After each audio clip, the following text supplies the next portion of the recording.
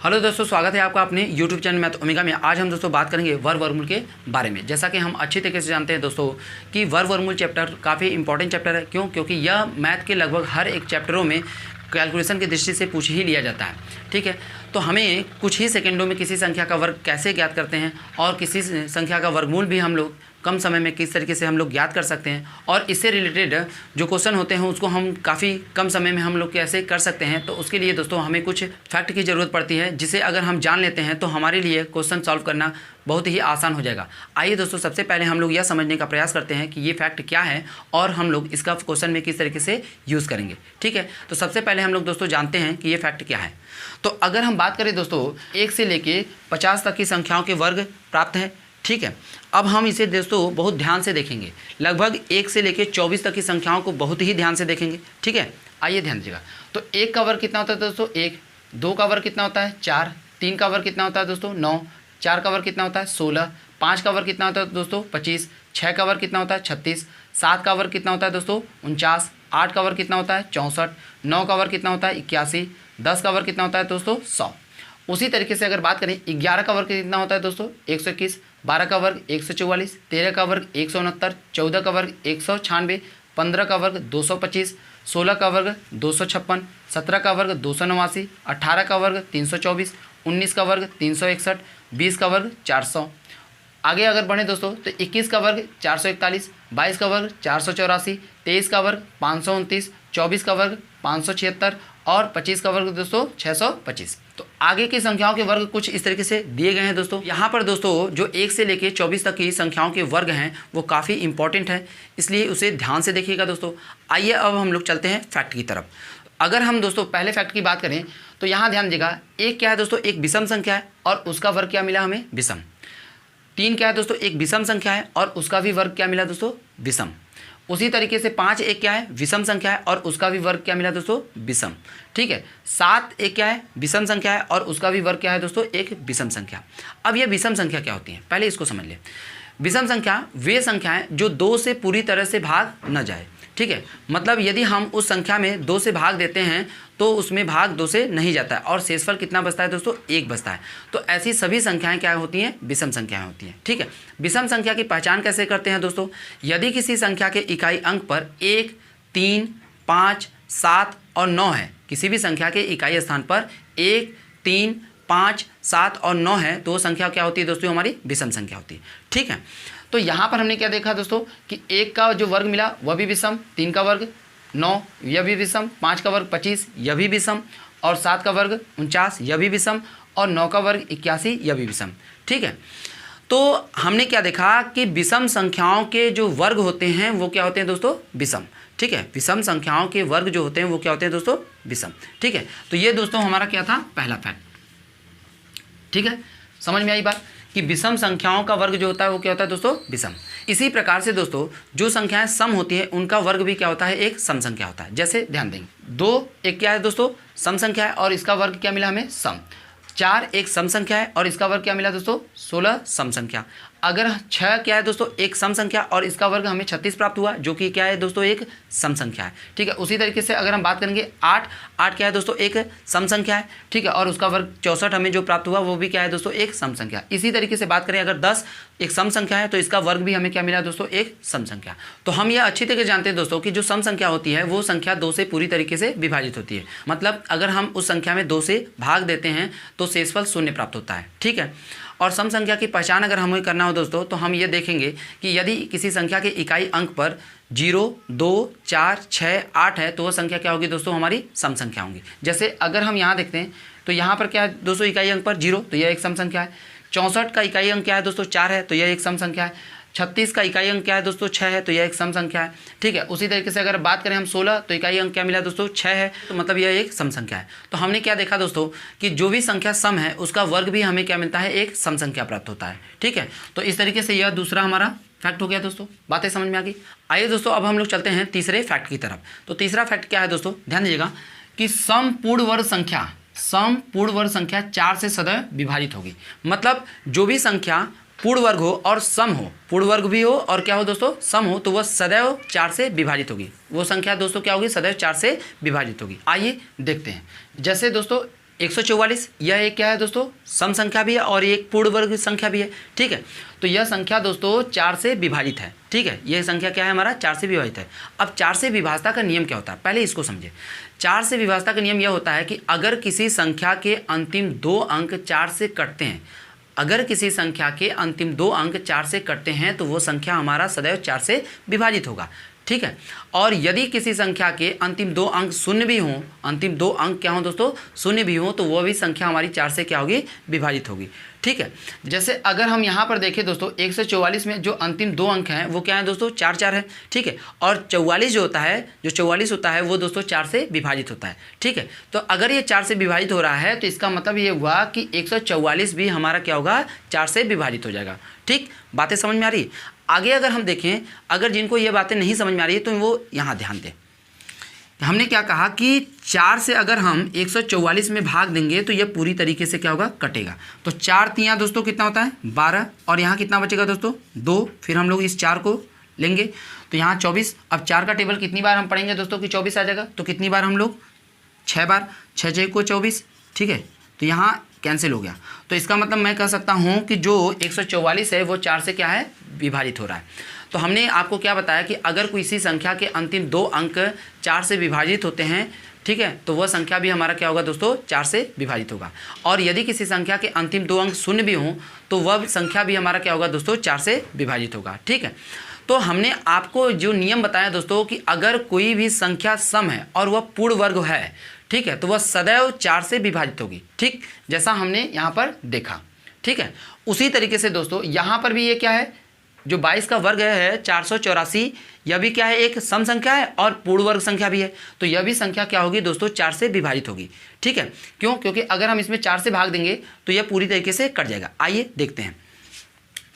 जैसे अगर हम बात करें इसमें तो 484 में अगर हम भाग देते हैं 4 से, ठीक है, तो 4 एकम 4, फिर यहाँ 8 उतरेगा दोस्तों, फिर 4 दूना 8, ठीक है, ये कैंसिल, फिर 4 उतरेगा दोस्तों, फिर 4 एकम 4। ठीक है, बातें समझ में आ गई। तो हमने क्या देखा दोस्तों कि कोई भी संख्या अगर पूर्ण वर्ग है और वह क्या है, सम है, तो वह सदैव 4 से विभाजित होगी। बातें समझ में आ गई। आगे चलते हैं दोस्तों अगले फैक्ट की तरफ। तो अगला फैक्ट क्या है, ध्यान दीजिएगा कि किसी पूर्ण वर्ग संख्या का इकाई का अंक, किसी भी पूर्ण वर्ग संख्या के इकाई का अंक 2, 3, 7, 8 नहीं हो सकता है। किसी भी पूर्ण वर्ग संख्या के इकाई का अंक कभी भी 2, 3, 7, 8 नहीं हो सकता है। आइए देखते हैं। जैसे अगर हम यहाँ पर देखें तो 1 का वर्ग 1 मिला, 2 का वर्ग 4 मिला, 3 का वर्ग 9 मिला, 4 का वर्ग 16 मिला, तो इकाई का अंक कितना है दोस्तों, 6। अगर 5 का वर्ग देखें तो 25 मिला, इकाई का अंक दोस्तों क्या है, 5। 6 का वर्ग देखें तो 36 मिला, इकाई का अंक कितना है दोस्तों, 6। अगर हम यहाँ देखें 7 का वर्ग, तो 7 का वर्ग कितना है दोस्तों, 49, और इकाई का अंक कितना है, 9।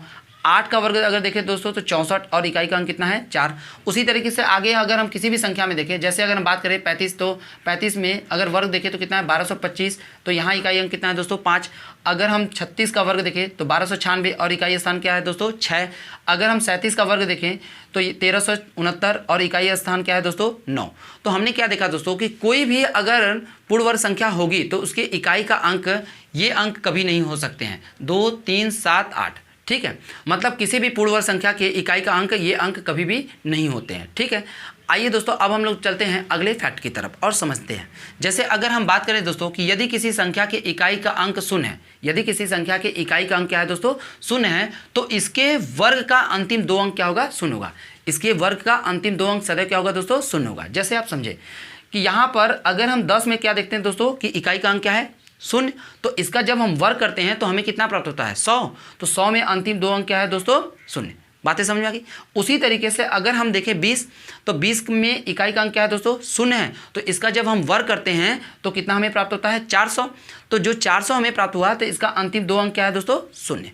ठीक है, अगर हम आगे बढ़ें तो 30 में इकाई का अंक क्या है दोस्तों, 0, और इसका वर्ग करते हैं तो हमें कितना प्राप्त होता है, 900, और 900 का अंतिम 2 अंक क्या है दोस्तों, 0। ठीक है, तो हमने क्या देखा दोस्तों कि यहाँ पर कि जो भी संख्या के इकाई का अंक अगर शून्य है तो उसके वर्ग का अंतिम 2 अंक सदैव क्या होता है, शून्य होता है। ठीक है। आइए दोस्तों अब हम लोग चलते हैं अगले फैक्ट की तरफ। तो अगला फैक्ट क्या है दोस्तों कि किसी भी पूर्ण वर्ग संख्या का इकाई का अंक अगर 5 है, किसी भी पूर्ण वर्ग संख्या के इकाई का अंक अगर 5 है तो उसके ठीक पहले का जो अंक होगा वो क्या होगा दोस्तों 2 होगा। उसके ठीक पहले का अंक क्या होगा 2 होगा। ठीक है, आइए देखते हैं। जैसे अगर हम बात करें 5 का वर्ग, तो 5 का वर्ग कितना हमें मिलता है दोस्तों 25। तो इकाई का अंक कितना है दोस्तों 5, तो उसके ठीक पहले का अंक कितना है 2। आगे अगर बढ़े तो 15 का वर्ग 225। ठीक है, इकाई का अंक कितना है दोस्तों 5, तो उसके ठीक पहले का अंक कितना है 2। ठीक, आगे बढ़े दोस्तों 25 का वर्ग, तो 25 का वर्ग का इकाई का अंक क्या है दोस्तों 5, तो उसके ठीक पहले का अंक कितना है 2। बातें क्लियर हो गई। तो हमने क्या देखा दोस्तों कि अगर किसी भी पूर्ण वर्ग संख्या का इकाई का अंक क्या है दोस्तों 5 है, तो उसके ठीक पहले का जो अंक होगा वो कितना होगा 2। क्लियर। आइए दोस्तों अब हम लोग आगे चलते हैं और समझते हैं अगले फैक्ट को। तो अगला फैक्ट है दोस्तों, बहुत ध्यान से देखिएगा क्योंकि यह काफ़ी इंपॉर्टेंट फैक्ट है। इससे हमारे क्वेश्चन कुछ ही सेकंडों में सॉल्व हो सकते हैं। ठीक है, जैसे पूर्ण वर्ग संख्या के अंकों का जो जोड़ होता है, पूर्ण वर्ग संख्या के अंकों का जो जोड़ होता है दोस्तों वो कितना होता है, या तो 1 होगा, या तो 4 होगा, या तो 7 होगा, या तो 9 होगा, या तो 0 होगा। ठीक है, हमने यहाँ 0 नहीं लिखा है दोस्तों, या तो आप 9 लिखिए या तो 0 लिखिए, लगभग एक ही है। ठीक है, तो हमने क्या बताया दोस्तों कि अगर पूर्ण वर्ग संख्या के अंकों का जोड़ 1 होगा, या तो 4 होगा, या तो 7 होगा, या तो 9 होगा। ठीक है, तो जो भी संख्या पूर्ण वर्ग होंगी उनके अंकों का जो जोड़ होगा वो इन अंकों में से कोई एक अंक हो सकता है। ठीक है, लेकिन यह जरूरी नहीं है, मैं क्या बोलना चाहता हूं दोस्तों ध्यान से सुनिएगा, यह जरूरी नहीं है कि कोई किसी भी संख्या के अगर अंकों का जोड़ यह अंक प्राप्त होता है तो वह पूर्ण वर्ग हो। ठीक है, मैंने यहाँ पर यह समझाने का प्रयास किया है कि अगर कोई संख्या पूर्ण वर्ग होगी तो उनके अंकों का जोड़ निश्चित है कि यह होगा, लेकिन यह जरूरी नहीं है कि अगर किसी भी संख्याओं के अंकों का जोड़ यह अंक आ रहा है तो वह पूर्ण वर्ग ही हो।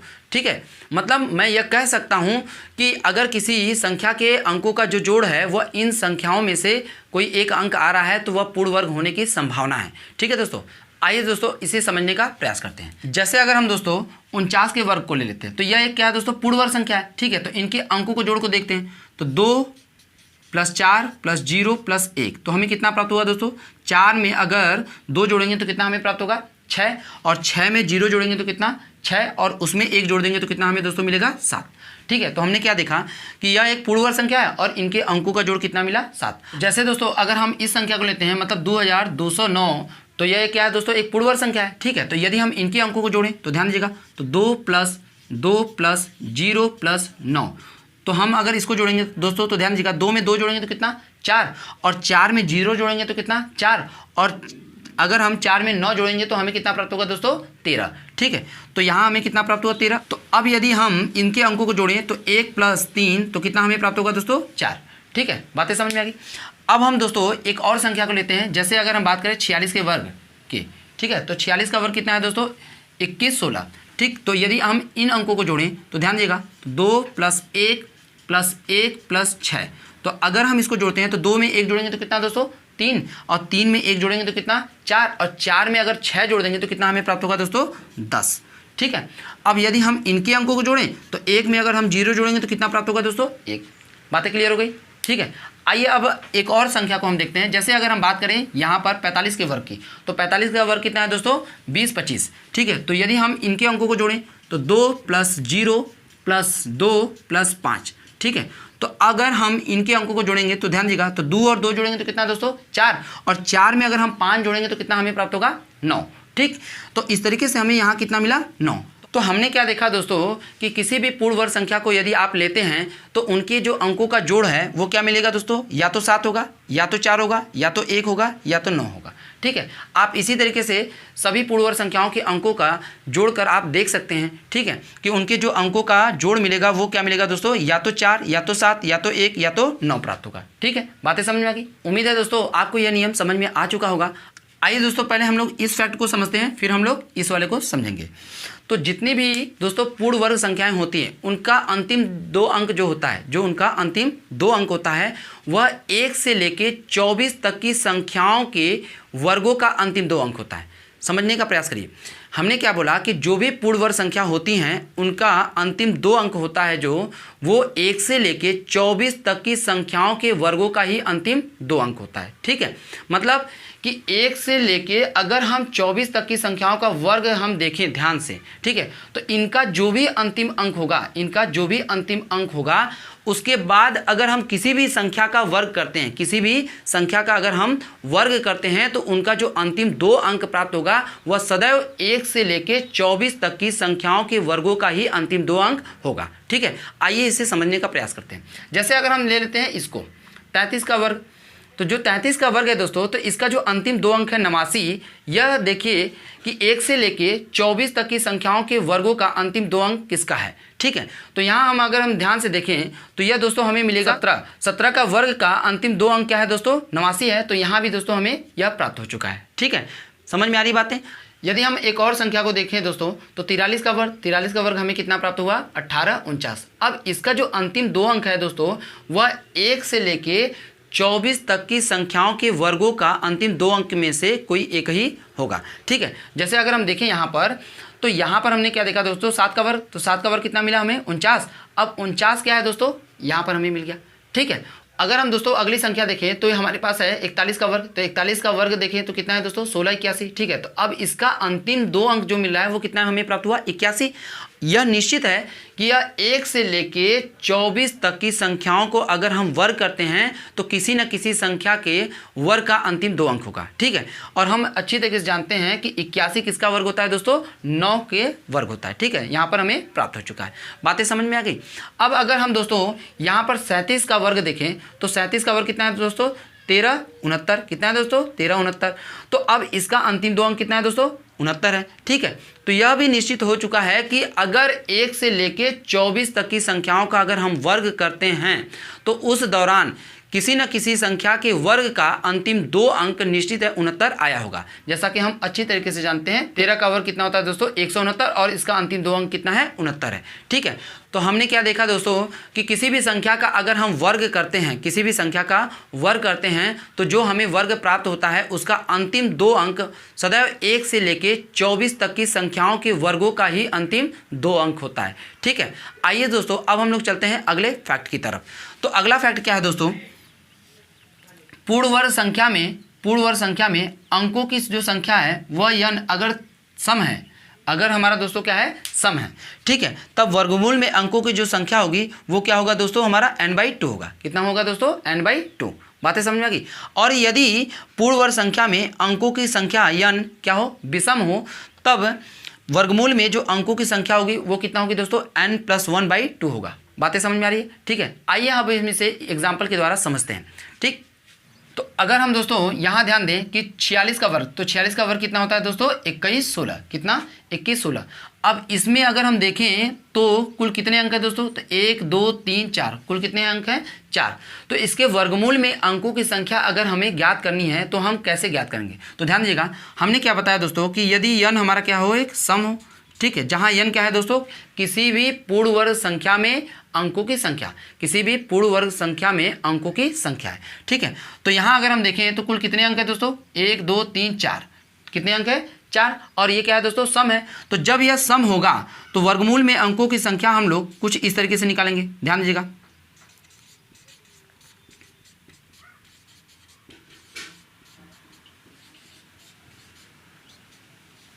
तो वर्गमूल में हम लोग अंकों की संख्या n/2 से निकालेंगे। ठीक है, जैसे यहाँ पर कितने हैं दोस्तों, हमने क्या देखा कि यहाँ पर जो उसके वर्ग में कुल अंकों की संख्या कितनी थी, 4 थी। तो जैसे ही हम लोग यहाँ रखेंगे 4/2 तो कैंसिल आउट करेंगे तो यहाँ हमें कितना प्राप्त होगा दोस्तों, 2।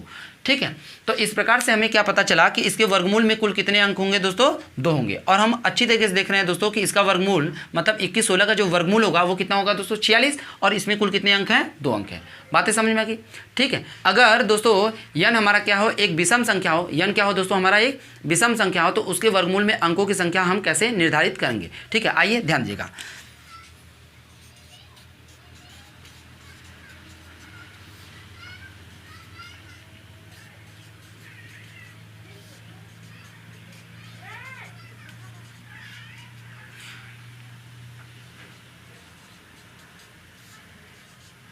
अगर किसी भी संख्या के वर्ग में अंकों की संख्या क्या हो दोस्तों, विषम हो, तो उसके वर्गमूल में अंकों की संख्या हम लोग कुछ इस तरीके से निकालेंगे। मतलब n+1/2, जहाँ n हमने आपको दोस्तों बता दिया है कि उस संख्या में अंकों की संख्या है, मतलब पूर्ण वर्ग संख्या में अंकों की संख्या है।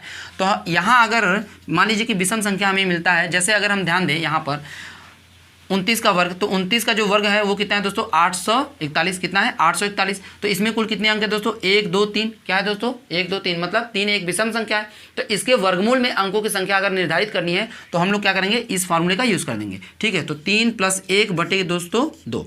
ठीक है, तो 3 और 1 जोड़ेंगे तो कितना, 4, और 4 बटे 2 कर देंगे तो हमें कितना प्राप्त होगा, 2। ठीक है, तो इस तरीके से हम कह सकते हैं कि इसके जो वर्गमूल में अंकों की संख्या होगी वो कितनी होगी दोस्तों, 2 होगी। ठीक है, तो यहाँ पर जैसा कि हम देख रहे हैं कि 8 4 1, यहाँ पर कितने हैं दोस्तों, कुल 3 अंक हैं। तो यहाँ पर 3 एक विषम संख्या है, तो इसके वर्गमूल में अंकों की संख्या हम कैसे निर्धारित करेंगे, कुछ इस फार्मूले से, जैसा कि हमने यहाँ पर देखा 2 प्राप्त हुआ है। ठीक है, और यहाँ हम अच्छी तरीके से जानते हैं कि यह 29 का वर्ग है, और 29 में कुल कितने अंक है दोस्तों, 2 अंक है। ठीक है, तो किसी भी पूर्ण वर्ग संख्या के वर्गमूल में जो अंकों की संख्या होंगी वह हम लोग इस फार्मूले के जरिए निकाल सकते हैं। यदि अंकों की संख्या सम है तो उसके वर्गमूल में अंकों की संख्या हम लोग इस तरीके से निकालेंगे। ठीक है, और यदि अंकों की संख्या विषम हुआ तो हम उसमें कुछ इस तरीके से उसके वर्गमूल में अंकों की संख्या ज्ञात करेंगे, मतलब n+1/2 करके। ठीक है दोस्तों, समझ में आई बातें। आइए अब हम लोग चलते हैं अगले फैक्ट की तरफ। तो जो अगला फैक्ट है दोस्तों वो है हमारा कि दशमलव पूर्ण वर्ग संख्या में दशमलव बिंदु सम स्थान पर होता है। मतलब अगर कोई भी दशमलव पूर्ण वर्ग संख्या है, दशमलव पूर्ण वर्ग संख्या है, तो उसमें दशमलव बिंदु सदैव दोस्तों सम स्थान पर होगा। ठीक है, उसमें दशमलव बिंदु कितने स्थान पर होगा, हमेशा सम स्थान पर। ठीक, जैसे अगर हम दोस्तों यहाँ पर देखें तो 2304 यह क्या है दोस्तों, 48 का क्या है, वर्ग है। 48 का क्या है दोस्तों, वर्ग है। तो हम अगर ध्यान दें कि अगर हम 4.8 का वर्ग करेंगे तो हमें कितना प्राप्त होगा दोस्तों, 23.04। कितना प्राप्त होगा दोस्तों, 23.04। ठीक है, बातें समझ में आ रही। लेकिन अगर हम यहीं पर 0.48 का वर्ग करेंगे दोस्तों, कितने, 0.48 का वर्ग करेंगे तो हमें कितना प्राप्त होगा, 2304, और यहाँ पर कितने स्थान पर लगेगा दोस्तों, 4 स्थान बाद दशमलव लगेगा। ठीक है, तो हमने क्या देखा कि अगर हम लोग किसी भी दशमलव संख्या का अगर हम वर्ग करते हैं, दशमलव संख्या का वर्ग करते हैं तो वह सदैव सम स्थान पर दशमलव लगता है। जैसे हमने देखा यहाँ 2 स्थान बाद लगा है दोस्तों, और यहाँ कितने स्थान बाद लगा है, 4 स्थान बाद लगा है। ठीक है, और यदि दोस्तों हम लोग 0.048 का अगर हम वर्ग करेंगे तब जो दशमलव बिंदु लगेगा दोस्तों, तब कितने स्थान पर लगेगा, ध्यान देगा। तो यहाँ पर हमें प्राप्त है 4 0 3 2 0 0 दशमलव बिंदु। ठीक है, अब दशमलव बिंदु कितने स्थान पर लगेगा दोस्तों, 6 स्थान पर। बातें समझ में आ रही। तो हमने क्या देखा कि अगर कोई भी संख्या पूर्ण वर्ग है तो जो उसमें दशमलव बिंदु होगा वह सदैव सम स्थानों पर ही होता है। जैसा कि आप दोस्तों देख रहे हैं कि यहाँ 2 स्थानों पर, यहाँ कितने स्थानों पर दोस्तों, 4 स्थानों पर, यहाँ कितने स्थानों पर दोस्तों, 6 स्थानों पर।